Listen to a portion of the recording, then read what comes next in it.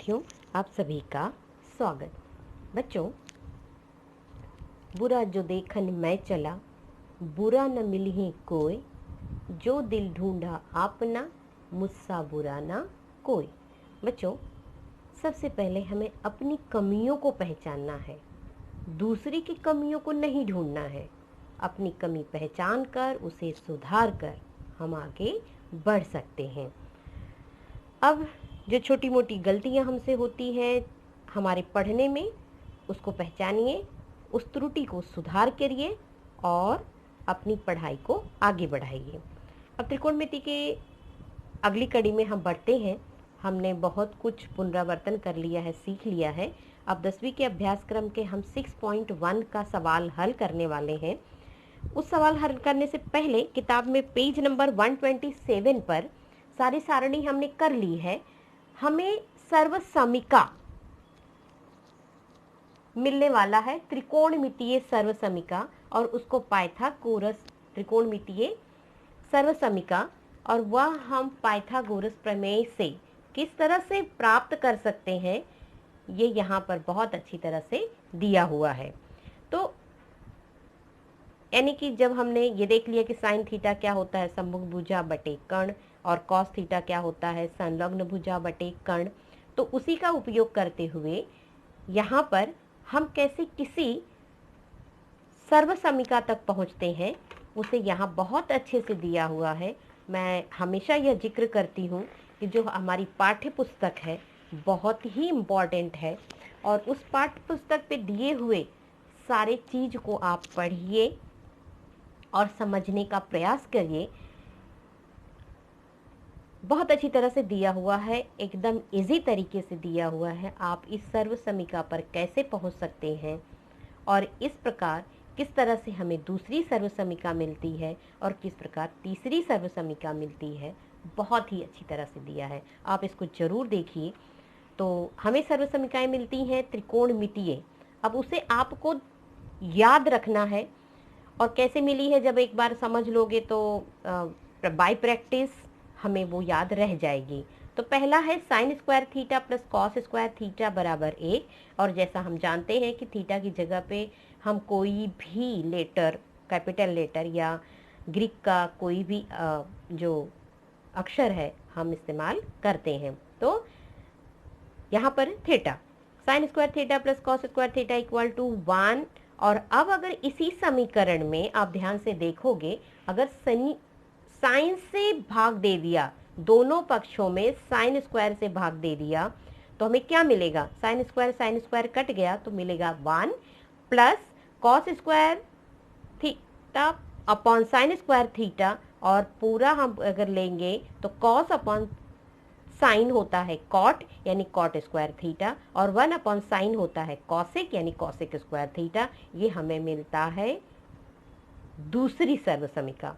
उसी प्रकार अगर हम कॉस स्क्वायर थीटा से भाग दे दें तो 1 कॉस स्क्वायर थीटा से भाग देंगे तो कॉस स्क्वायर स्क्वायर 1 हो जाता है 1, और साइन अपॉन कॉस होता है tan, इसलिए 1 प्लस tan स्क्वायर थीटा बराबर सेक स्क्वायर थीटा। ये हमें त्रिकोणमिति का तीसरा सर्वसमीका मिलता है, और ये तीनों ही बहुत इंपॉर्टेंट है हमें सवाल हल करने में। तो ये जो सर्वसमीकाएं हैं सिर्फ अभी ही नहीं, हमने ऐसी बहुत सी सर्वसमीकाएं पढ़ी हैं बैजिक राशियों में भी। जब हम अलजेब्रा का सवाल हल करते हैं वहाँ पर भी हमने सीखा है। तो हमने क्या क्या सीखा है, a प्लस बी का वर्ग बराबर, ये है उसका गुणनखंड स्वरूप और ये है उसका विस्तार स्वरूप। a प्लस बी का वर्ग, a माइनस बी का वर्ग, और एक बार उन्हें जोड़ा गया और एक बार घटाया गया, तब भी हमें इनका विस्तार a का वर्ग माइनस b का वर्ग यानी दो वर्गों का अंतर, और इसका बहुत ही इस्तेमाल हम अपने इस त्रिकोणमितीय सवाल को हल करने में करने वाले हैं। तो ये सारे विस्तार भी आप दोहरा लीजिए, और इनके साथ साथ जो बहुत महत्वपूर्ण हम इस्तेमाल करेंगे वो है त्रिकोणमितीय सर्वसमीकाएं। Sine square theta plus cos square theta equal to 1, 1 plus tan square theta equal to sec square theta. अब इसको याद कैसे रहोगे, tan क्या होता है, साइन अपॉन कॉस, तो जब साइन से हमने भाग दिया तो साइन अपॉन कॉस यानी tan मिला। 1 अपॉन कॉस क्या होता है, सेक, यानी जब tan होगा तो सेक होगा। और कॉट क्या होता है, कॉस अपॉन साइन यानी बटे साइन, तो बटे साइन यानी 1 अपॉन साइन होता है कॉसेक। तो कॉट के साथ कॉसेक स्क्वायर, tan के साथ सेक स्क्वायर। इस तरह से तीनों समीकरणें आप याद रखिएगा।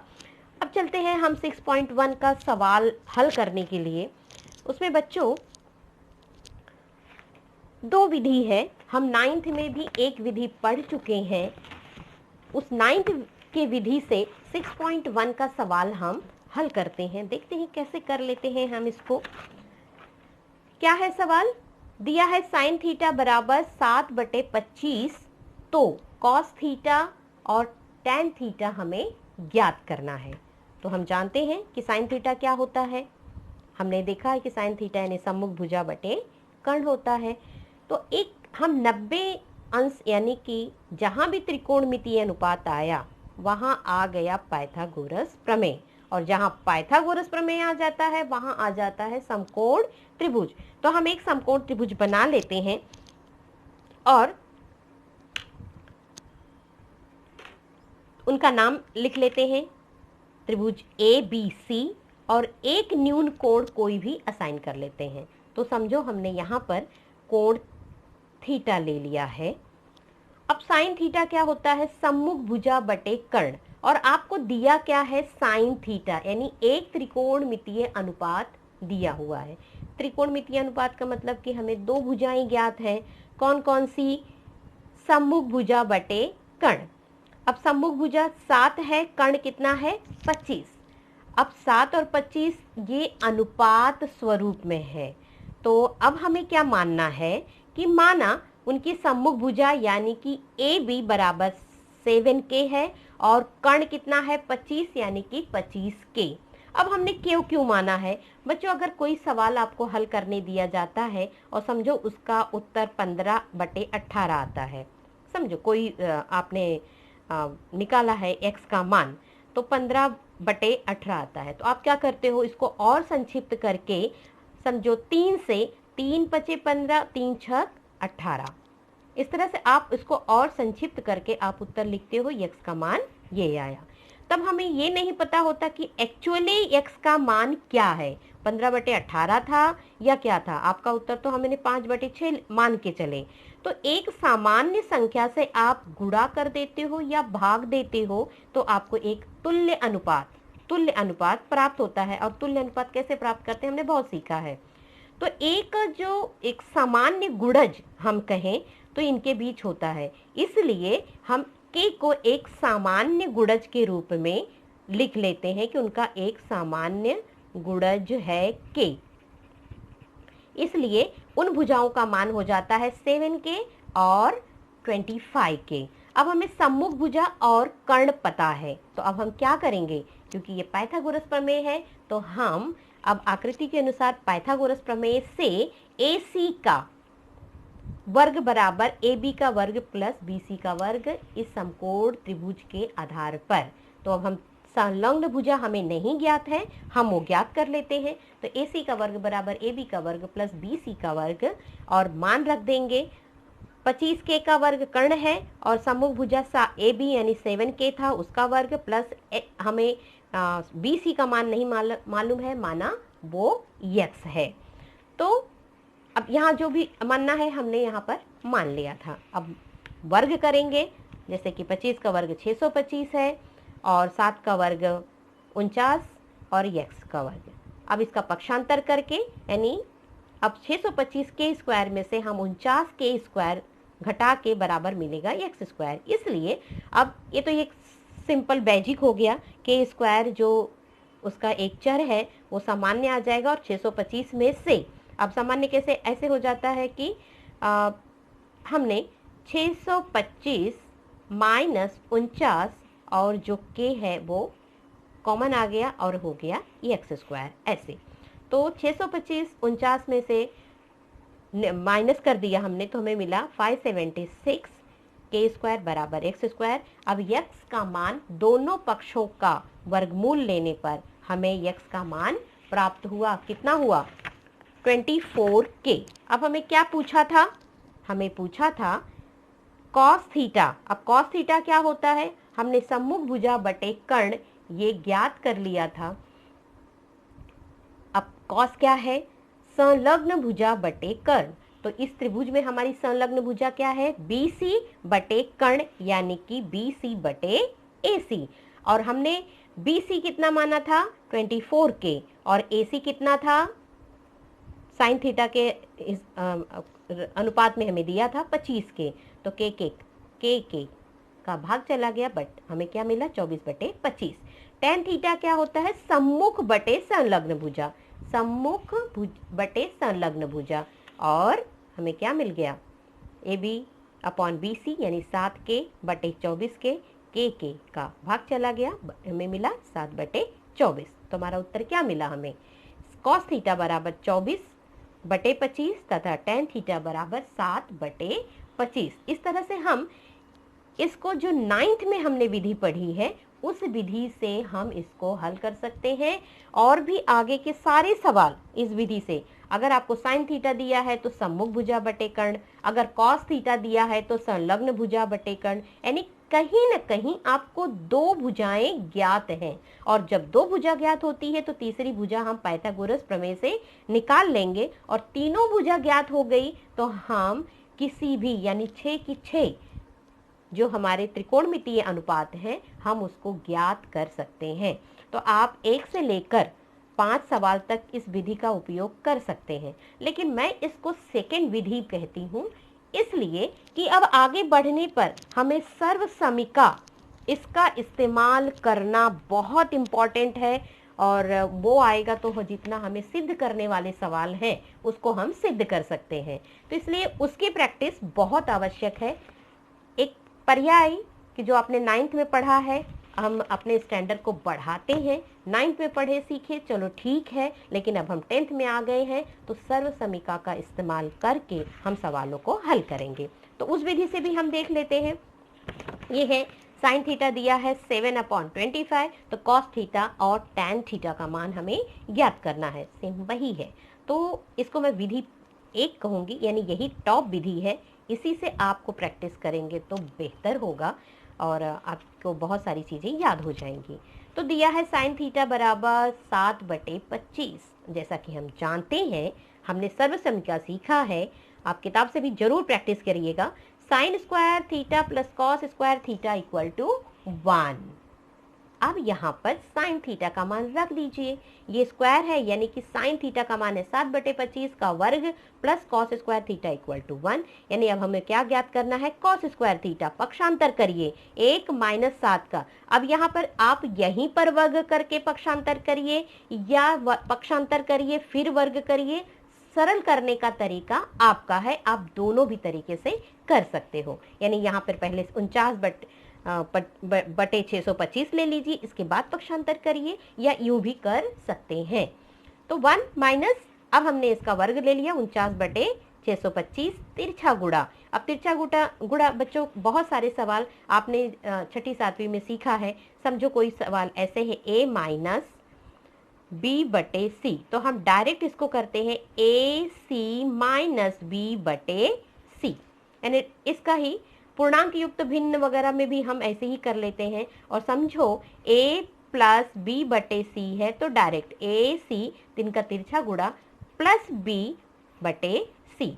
इस तरह जो हम इसमें करते हैं वैसे ही सवाल यहाँ पर भी हम करते हैं। तो 625 का गुणा 1 में 625 ऋण 49/625 हमने घटाया, कितना मिला, हमें मिला cos square theta equal to 576/625 यानी 576/625। अब दोनों पक्षों का वर्गमूल लेते हैं तो क्या मिलेगा 24/25। अब हमें और क्या ज्ञात करना है, टैन थीटा। और हम जानते हैं टैन थीटा क्या होता है, साइन थीटा बटे कॉस थीटा, साइन थीटा बटे कॉस थीटा। अब मान रख दीजिए साइन थीटा क्या है 7/25 और कॉस थीटा क्या है 24/25। तो 7/25 और पूरे बटे 24/25। अब यहाँ पर हल करते समय इस पहले भिन्न का हर दूसरे भिन्न का हर भाग चला जाता है, कट जाता है, तो बचा क्या। और इस तरह से भी कर सकते हो, और नहीं तो जो भाग होता है उसके गुणात्मक प्रतिलोम से हम गुणा कर लेते हैं, यानी 7/25 गुणे 24/25 का गुणात्मक प्रतिलोम 25/24, यानी कि 25 25 कट गया, उत्तर आया 7/24। इस तरह से हमें ये मिला कॉस थीटा 24/25 और टैन थीटा मिला 7/24। तो ये हमने पहली विधि, यानी मैं इसको पहली विधि कहती हूँ, और दूसरा जो है, जो 9th विधि है, वो सेकंड विधि है। अगर आपको ये नहीं हुआ इन हाउ, तो आप उस विधि से भी कर सकते हो, लेकिन मैं यही कहूँगी कि आप इसी विधि से प्रैक्टिस करिएगा। चलो बढ़ते हैं दूसरे सवाल पे। दूसरा सवाल, यदि tan थीटा बराबर 3/4 तो sec थीटा बराबर cos थीटा का मान ज्ञात कीजिए। यहाँ पर भी है, 3 सर्वसमीका हमें ज्ञात है, एक sin cos में है, एक tan sec में है, और एक cot cosec में है। तो जब tan दिया हुआ है तो हम क्या करेंगे, tan वाला सर्वसमीका इस्तेमाल करेंगे।